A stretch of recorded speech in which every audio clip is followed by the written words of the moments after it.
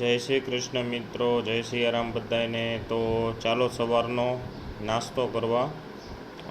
જુઓ દહીં છે મસ્ત તાજું, અને ભાખરી ઉપર ચોપડીને મને ભાવે છે દહીં। તો કોને કોને ભાવે છે મિત્રો કોમેન્ટ મારજો। મસ્ત દહીં ભાખરી ઉપર ચોપડી, મસ્ત ચા છે, પછી સાવ મોળો સામો છે, અને દહીંમાં પણ તપેલીમાં પણ દહીં છે। તો આવી રીતના મિત્રો સવારે હળવો નાસ્તો કરવાથી બહુ મસ્ત મજા આવે અને ફ્રેશ થઈ જાય।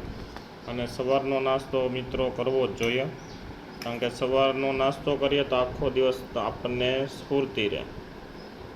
તો મિત્રો કોને કોને દહીં ભાવે છે જરી કોમેન્ટ મારી દેજો। પાણી છે તો ચાલો મિત્રો હું નાસ્તો કરી લઉં અને તમે પણ કરી લેજો।